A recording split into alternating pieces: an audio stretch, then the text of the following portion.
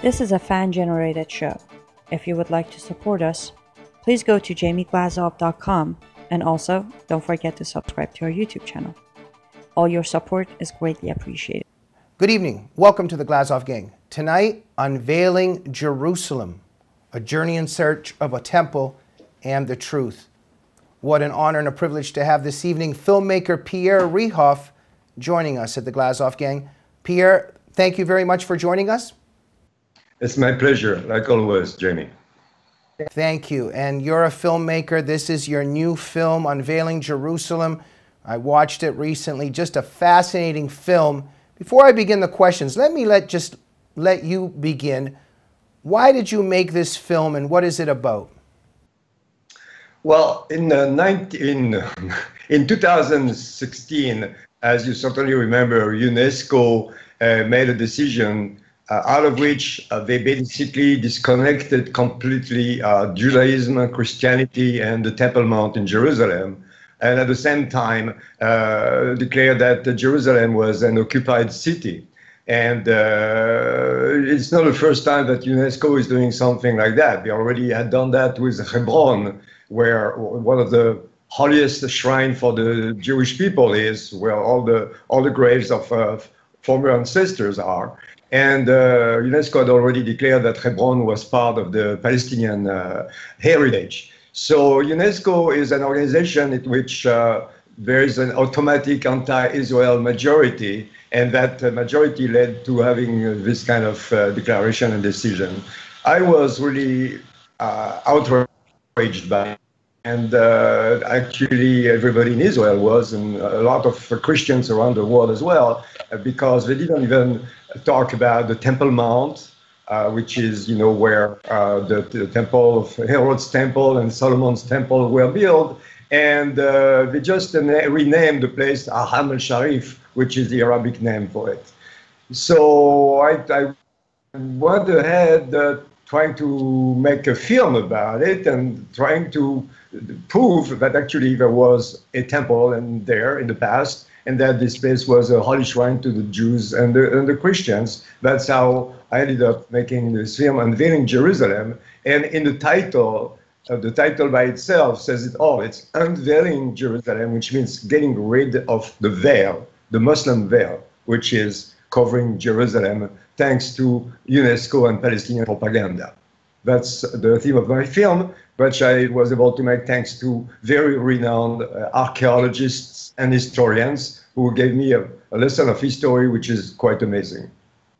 And it was amazing, and I watched the film, and these archaeologists, these historians just present just such a powerful, fascinating case, and it's just so, I can't even find the words, whether it's disgusting or grotesque, but just this UNESCO declaration or decision, it's just, it's so bizarre, because the history is irrefutably there, as the film shows and as we're going to discuss.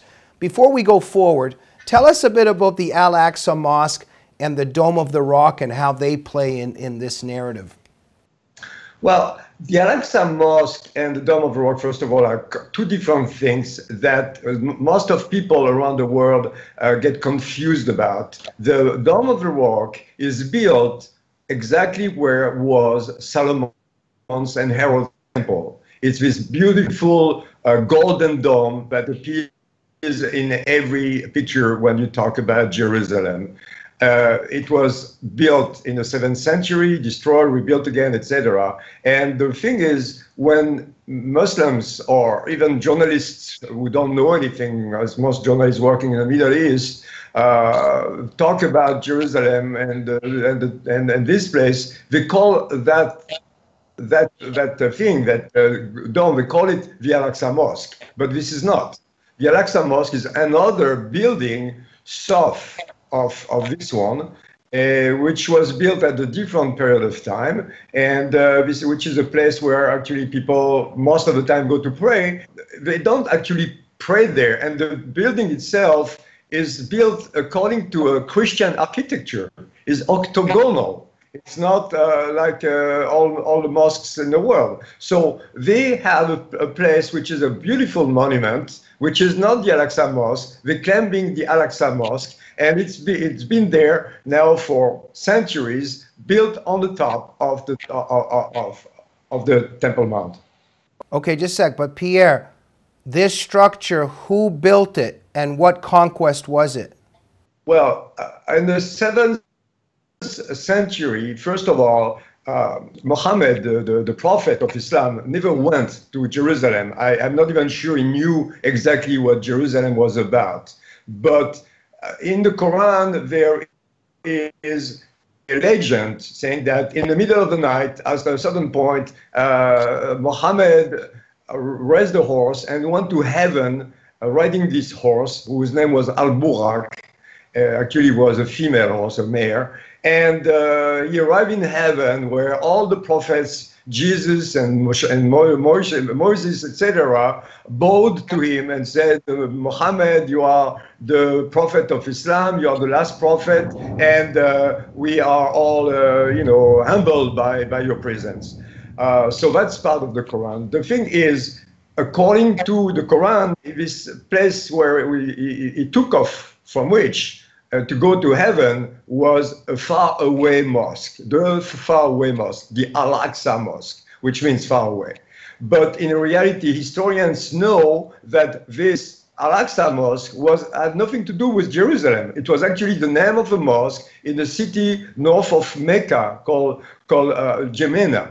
Jemena is like a few kilometers north of Mecca, and all the time Muhammad was going to this city to pray on the road to some pilgrimage he was doing. And there was one close by mosque and one far away mosque. So that was in the Quran. That's the only reason why they call this place Al-Aqsa Mosque, not even knowing that where it could have been. So why did that happen? Because in the 7th century, there was a sheikh, there was a great religious man, was also a man of conquest. His name was Omar al-Khattab. And Omar al-Khattab conquested Jerusalem, got the keys of Jerusalem from the patron, from Sophronius, who was the head of the Christian community then, the Bishop Sophronius.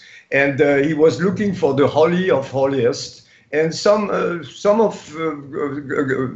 from his surrounding, who was a Jew, told him, this is the place where was a foundation rock. And the foundation rock, according to Jewish belief, according to Christian belief, is where the universe was created. It's the first place of the universe, the foundation rock. It's also the place where supposedly Abraham was going to slaughter his son in the name of God. You know, the legend that God intervened and said, no, you're not going to slaughter your child to prove that you love me and that you worship me, because I do not want men to kill each other anymore in my name. And it's the first time in the history of the man that actually a people stops human sacrifice and claim it, no more human sacrifice. So it's very important in Judaism. So this is the place. But of course, there was, like always, when the new religion is come to be born, there was problems between different tribes, different people. Already Muslims were praying towards Mecca, and some people living in Syria, in Damas, simply didn't have the right to go down to Mecca. So Omar, who was a very ambitious man, decided, I'm going to be the man of the religious leader of Jerusalem. And for that, he said, this is here in Jerusalem that Muhammad went on his horse to heaven. This is the Al-Aqsa Mosque, and this is how they took over Jerusalem and decided that Jerusalem was a holy place for them as well. Complicated story, I know, but that's how that's the first step for them to steal the holy city of the Jews and Christians. I understand, Pierre, but please, briefly, in a couple sentences, the Dome of the Rock. So, in other words, the second caliph, Omar al-Khattab, conquers Jerusalem, and tell us about the Dome of the Rock. Omar al-Khattab was part of Mohammed band, should I say, Mohammed gang, and he's a man who conquered Jerusalem and got Jerusalem from the hands of Patriarch Sophonius. And he wanted to be the master of Jerusalem. So he made up this legend, this story, taken from the Quran, and said the place where Muhammad went to heaven was actually here from the Al-Aqsa Mosque, and the Al-Aqsa Mosque is in Jerusalem and not in Jemina, which is the actual historian place. Okay, so Pierre, the Dome of the Rock is the conquering Muslim army, you know, headed by Omar al-Khattab, the second caliph, and they built this dome on top of the Temple Mount. And in many respects, this is a sign of conquest, and it's also very insulting and disrespectful to Judaism and the Jews' connection to their land and to the Temple Mount, correct?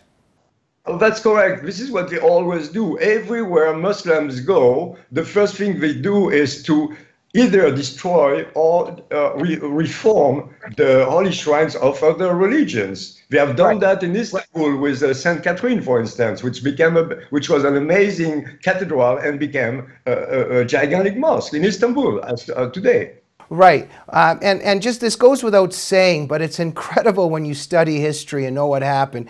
You know, we're constantly told Islam is a religion of peace.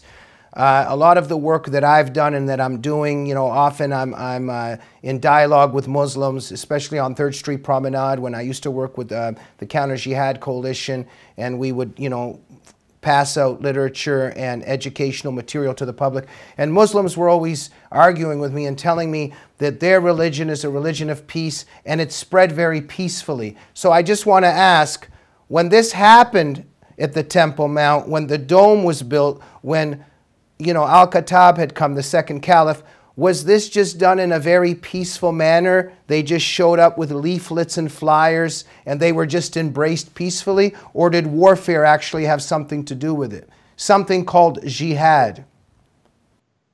Well, you name it, absolutely. It was the first jihad, the first one. And as you know, we are today in the days of the third jihad. Muslims didn't conquest it by giving away flowers to other people. It was a very, very violent religion.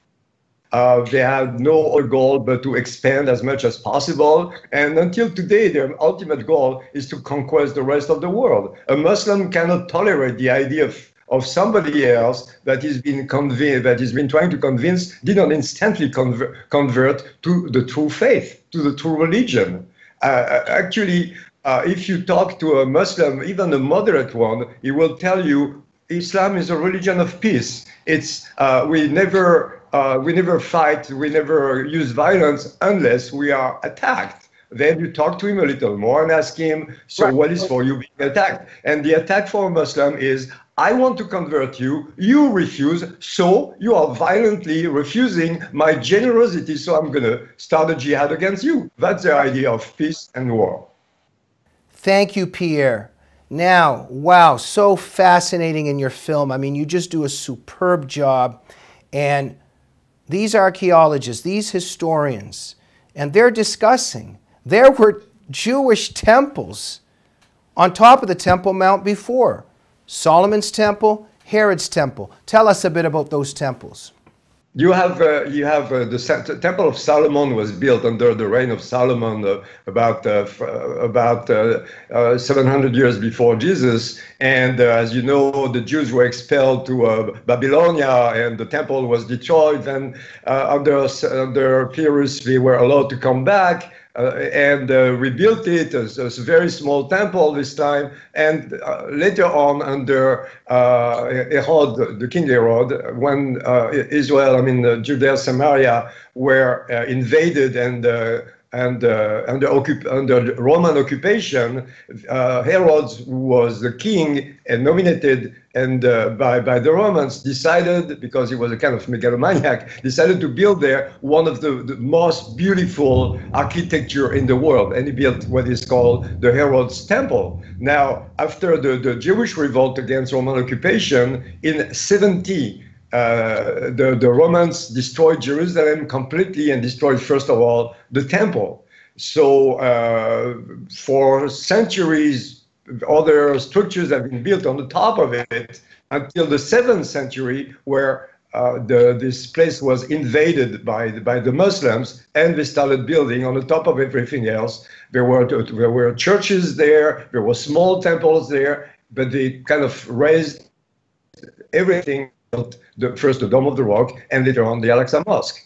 Right. Now, Pierre, and as the film discusses, you know, there's some people that scoff and say, oh, these big temples were there. How can a big temple disappear just like that? Because these were magnificent structures.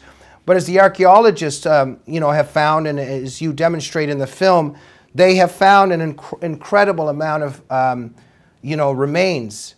And when the Arabs during certain times had control over the temple and all the, you know, all the building that they did in restructuring, they threw a lot of the material out into garbage, but the archaeologists were able to do research there and get a hand on this material, and they found a lot of evidence of these temples, correct? That's absolutely true. In 1999, Israel authorized the Waqf, which is the religious organization from Jordan in custody of the Temple Mount and the mosque on the Temple Mount. They were authorized to dig under the Al-Aqsa Mosque to build a gigantic mosque, another one, the 4th one actually, which is capable of welcoming up to 20,000 people, I think. And it was a disaster. It was an archaeological disaster. They dug under that place with bulldozers. After that, the Israeli government said, well, why don't we shift inside this mud and see what we can find? Because nobody had ever conducted excavation under the Temple Mount.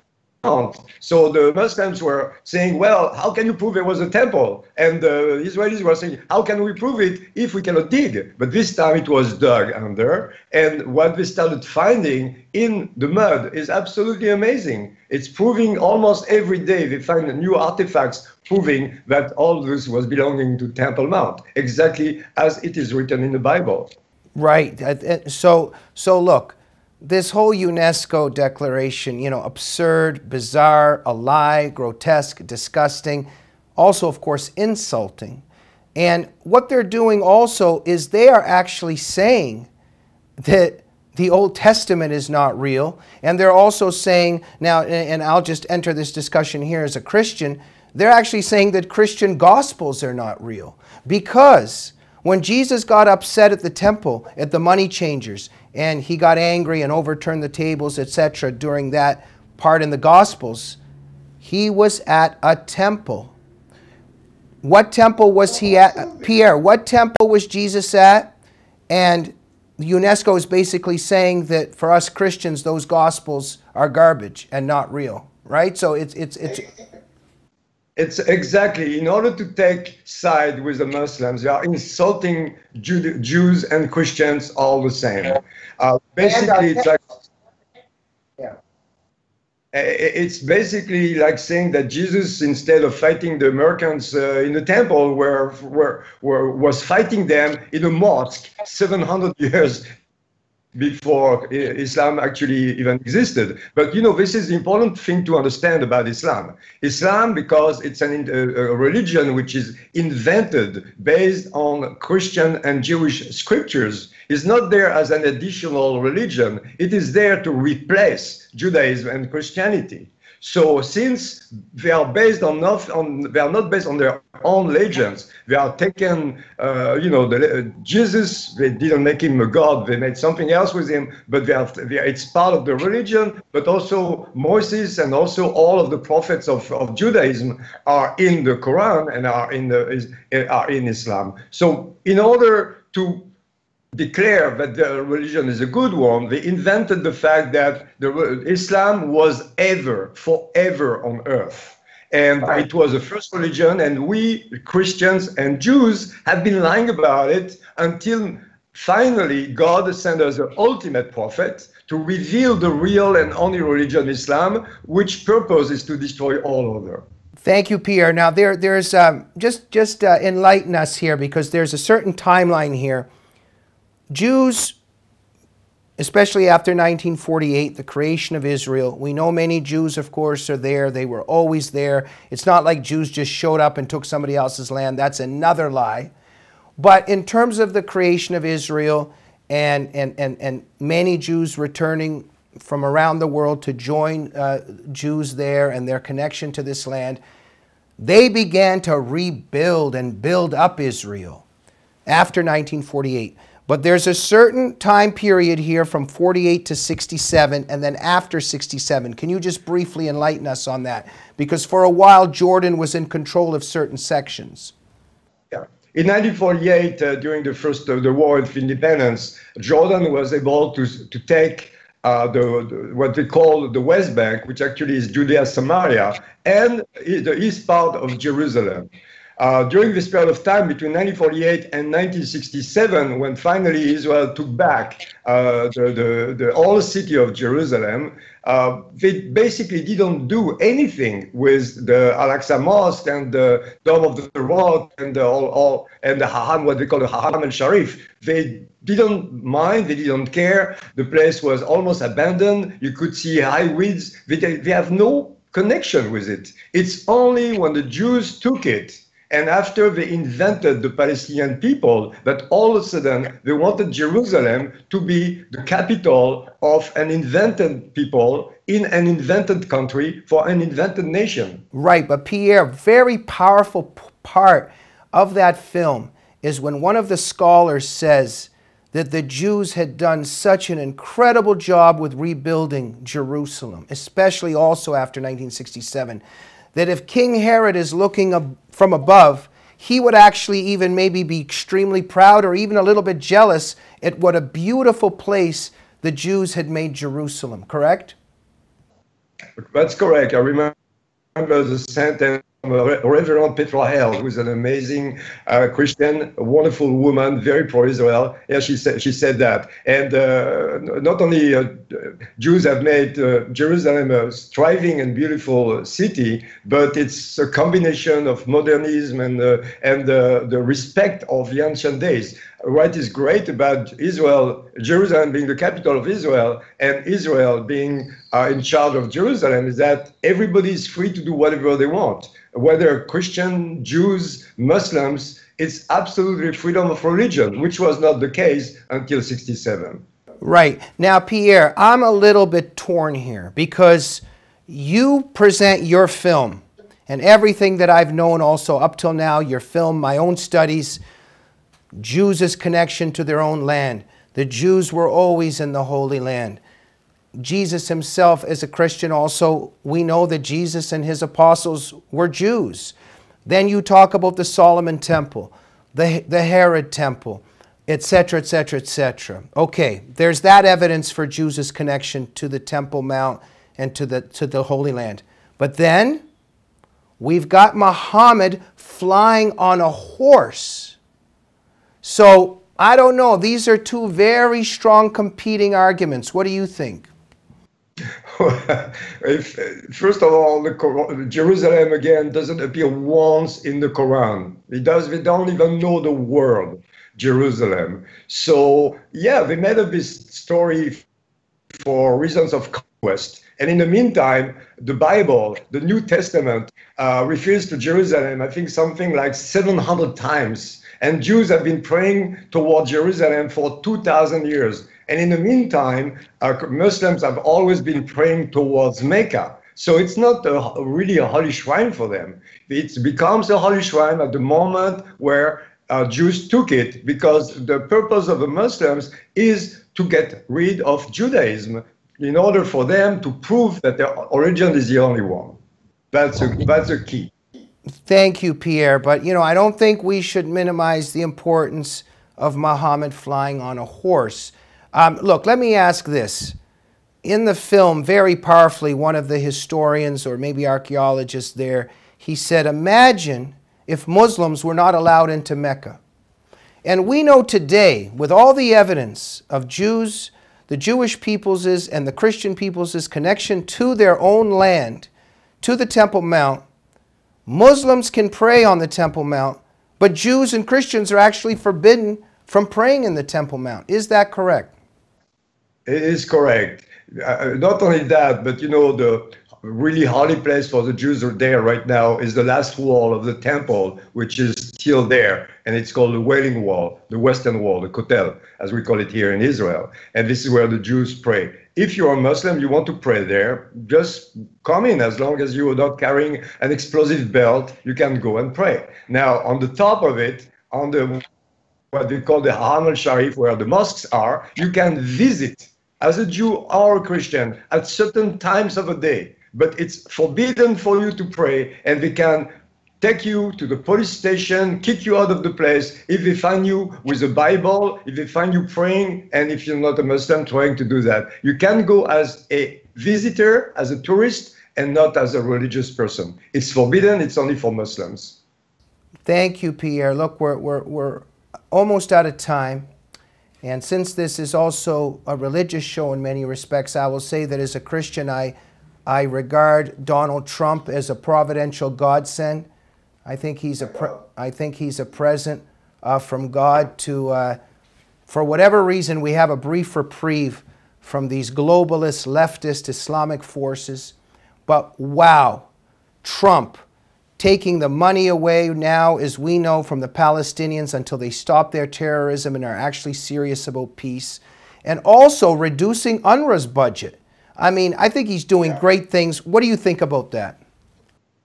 Well, first of all, yeah, absolutely right. It's the fact that Trump was elected is a miracle. What he's been doing until now is absolutely amazing for America and the rest of the world. Is driving all those liberal and all those pro-Muslim crazy, and billions are being spent by those people to try to stop him from succeeding, which is absolutely disgusting. About Israel and about recognizing Jerusalem as the capital of Israel, it's a fact. What is a capital for a country? It's where the government is. And guess what? The government of Israel is in Jerusalem and has always been. So it's just recognizing the fact. Now, getting away from UNRWA, so stopping payments to the terror organization Palestinian called Palestinian Authority, is absolutely the right thing to do at this point. And about UNRWA, it's not only an incident. UNRWA is the heart of the problem. UNRWA was created in 1948 to take care of the so-called Palestinian refugees and there were about 600,000 for only 1 year. And UNRWA now, 70 years later, it still exists and is taking care of 6 million Palestinians around the world. If you are born in Israel before 1948, let's say between 1946 and 1948, because this is the definition of a refugee according to UNRWA, and carry an American passport and living in Baltimore, you are a Palestinian refugee according to them. If you have been living in one of the Palestinian camps, actually for 20 years, the Palestinians were burying their dead at night, so they would not lose the rations of UNRWA. For 20 years, there was not one dead officially in the UNRWA camps. Now there are 6 million of refugees. UNRWA is only taking care of the refugees, and they are spending 50 times more money on each so-called Palestinian refugee that the other organization taking care of refugees in the United Nations is spending on every other refugee of the world. It's a scam. UNRWA is a scam. It's there only to perpetuate the problem. If it continues, in 30 years, you will have 30 million Palestinian refugees because they can give the status of refugee to their children, grandchildren, great-grandchildren. If your great-grandfather was a refugee, you are a refugee no matter where you were born. Right. Thank you. And Trump's move, like all of his moves on this UNRWA, reducing the budget, just shows what a great president he is, what a good guy he is.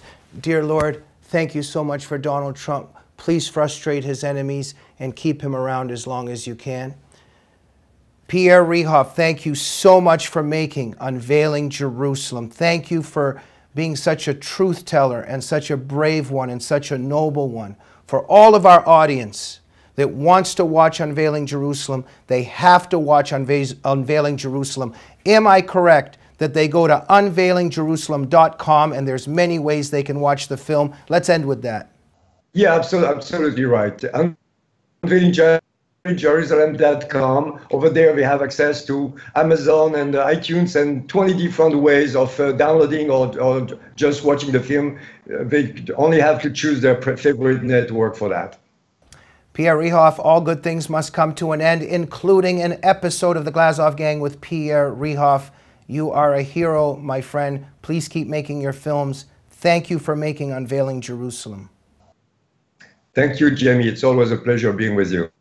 Thank you. And all of our, thank you, Pierre. We hope we'll see you again soon. All of our audience, mandatory, drop everything. Maybe even don't go to work. Okay, maybe that's bad advice, but take a lot of time off. Go to unveilingjerusalem.com and watch Unveiling Jerusalem. I retract about not going to work, but take some time off and watch Unveiling Jerusalem. Go to unveilingjerusalem.com. It's a must-see. Please remember that the Glazov Gang is a fan-generated program. If you like what we do, please go to jamieglazov.com to support the show and make sure you're subscribed to the YouTube channel of the Glazov Gang. Good night.